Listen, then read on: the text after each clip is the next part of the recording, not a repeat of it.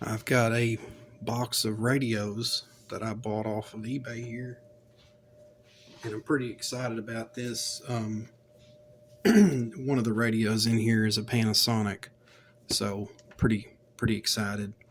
The seller made me a counter offer that I couldn't refuse.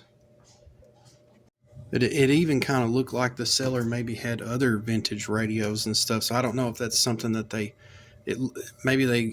kind of looked like maybe it was a company that does estate sales or something. I don't know, but maybe they come across stuff like this more often. So I don't know. But the the weird thing is the box smells like cosmetics. I mean, it's like you can get like within 8 feet of it.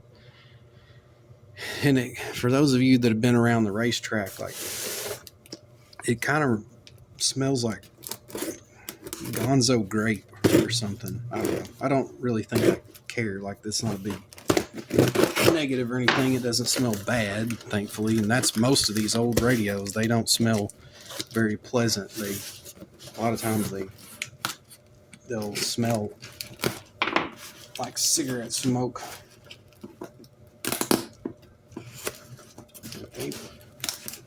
And it's packaged well.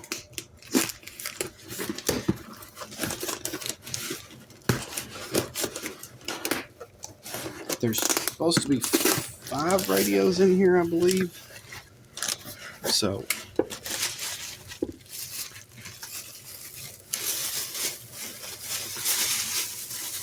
and I'm so interested in the Panasonic. Wow. Even have the box. And the box appears to be in decent shape. It's an R. You can see it's an R1077. It's an AM only.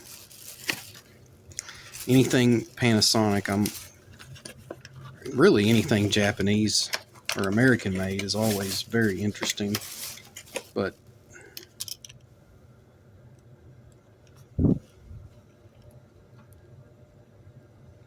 so there it is. And make sure it doesn't have a battery in it.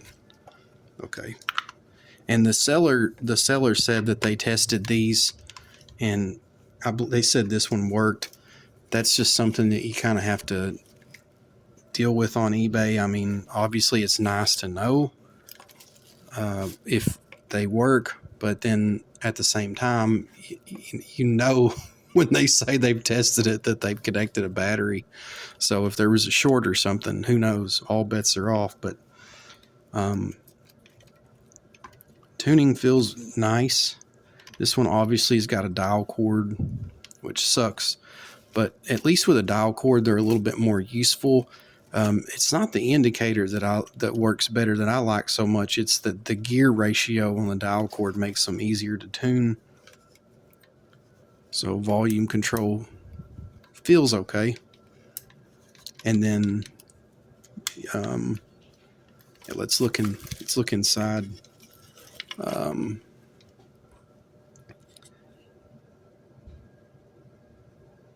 So we've got 2 audio transformers, converter, first IF, second IF detector. So we've got 2 IFs. And those look like Panasonic capacitors, so I don't think they've ever been, can't tell for sure, but they look like Panasonic capacitors. I don't know if this was made in Japan or China. Does it say? Oh, would like to know the answer to that, but it was probably made in Japan. But I have another Panasonic that was made not in Hong Kong, but actually in Taiwan. Because Panasonic or Masashita, they had a factory, or maybe still do, in Taiwan. And wow, here's the original booklet for it. That's so cool. Trying to keep it under the camera, but that is so awesome. So awesome. Looks like the headphones aren't in here. Not that I've, looks like the headphones were originally in this slot, so I don't really care. I wasn't going to use them, but Yeah, this one's definitely, this has got to be next on the channel. It just has to be. The cool factor is just way too high. I don't know if, I think I could find a schematic for it, but the seller said that it worked, and so it's probably, hopefully it'll just be, we'll just change some electrolytics and see, clean it up. Maybe we'll put a new battery connector, but if this performs good like I think it will, this may end up going on my desk or something like that, or end up being a gift for someone. Yeah, if you can't tell, I'm very excited about it. It's really the main reason I bought this lot. This is a GE AM only. One of the GEs, I know the seller said that it didn't work. I think these were made in Hong Kong. What we got there? Made in Hong Kong. Yep. So these are your Hong Kong style.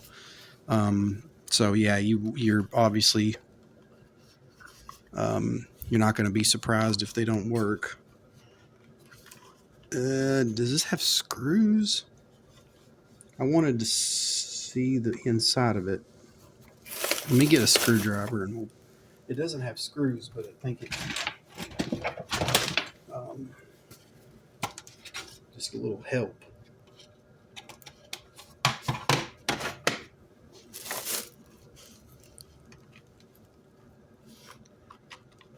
I don't want to break anything, that's for sure, but there we go. Just a little bit of persuasion. So let's check it out.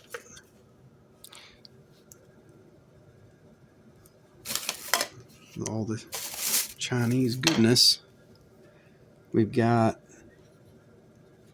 a convert. We got the early silicon style transistors. I don't know if those are PNP or NPN. So this would be our converter. First IF. I don't know if this would be a second IF or a detector, and I only see one audio transformer, so I have to take. Ooh, that's never good. We've got electrical tape in the equation, huh? Does that look like someone? No, that looks original. Yeah, the electrical tape definitely does not inspire confidence. Those style transistors, I don't know for sure, but I've heard Shango 66 say that they're pretty terrible, that they have a high failure rate, so I don't know that for sure. But the great thing about them is at least you could say you could replace it with a silicon without, theoretically, you wouldn't have to rebias anything. So, but I don't care that they're made in China. Like, to me, they're still really, really cool. And some of these things, and if this one only has one IF, it's not gonna be a very good performer. But I think you would be surprised at how well some of them, when they're working, they do okay. Especially if they have two IFs, the performance isn't that bad. Here we have a Precore. I would imagine that this would be Hong Kong, Taiwan. Well, that's interesting. Okay, I didn't see that coming.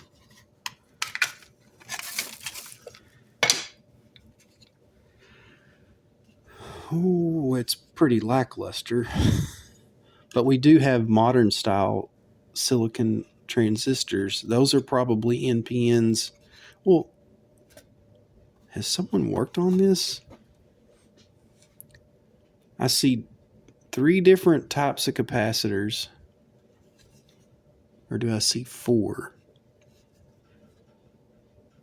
And 2, yeah, I'm seeing 2 different types of transistors. That doesn't mean anything because they put whatever they could find in these, but that almost makes me think someone's worked on it before.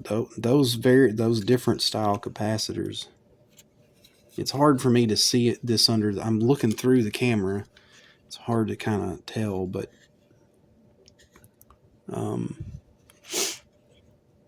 Yeah, someone may have worked on this. I don't know. Maybe not. It's interesting either way. And being made in Taiwan, that's definitely... I have not seen that in... I thought this, again, would be like one of the Chinese ones, or Hong Kong ones, I mean. So here's another General Electric. I believe it's the same as the other one. They look like the same.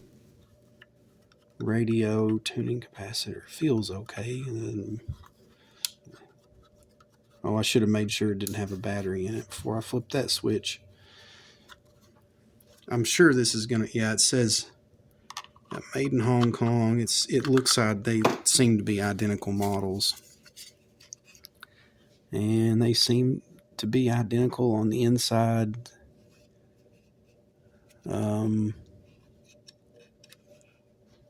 Man, that looks like someone worked on that, possibly, because look how that capacitor's bent over, and then you've got that modern style silicon here. I don't think the other one had that. I think it had these style throughout the whole thing, so someone could have worked on these. That looks original. Doesn't seem to be any corrosion damage, so that's good.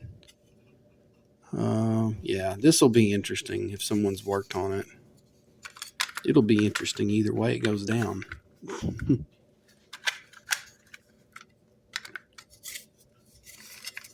The seller did specifically say, I believe one or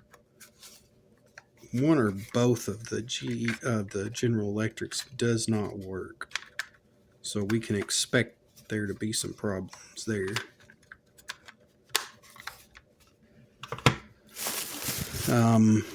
This one, I'm not sure I know how this comes apart. Is this a weather radio? Yes, it is. The frequency threw me off a little bit. Okay, it has an antenna, external antenna. Let me see if I can figure out how it comes apart. Oh, okay. That was... Oh, okay. This is...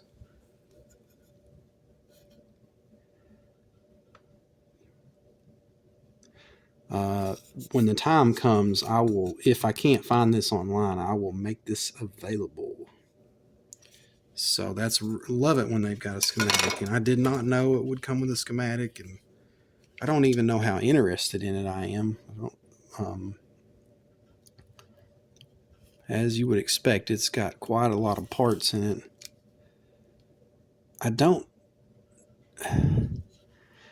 I'm not 100% sure. I think this is going to be kind of like, it's set up basically just like the FM section in the AM FM pocket radios. That's probably going to have a 10.7 megahertz oscillator, or IF, I should say. And it looks clean. Maybe it works. The capacitors don't look like they've been messed with. I mean, yeah, let's see one of those hand wound clipped inductors there. That you usually see that on these higher frequency ones. So that's kind of neat. I mean, it's not my favorite thing. I mean, I guess it would be cool if you could. Where was this made?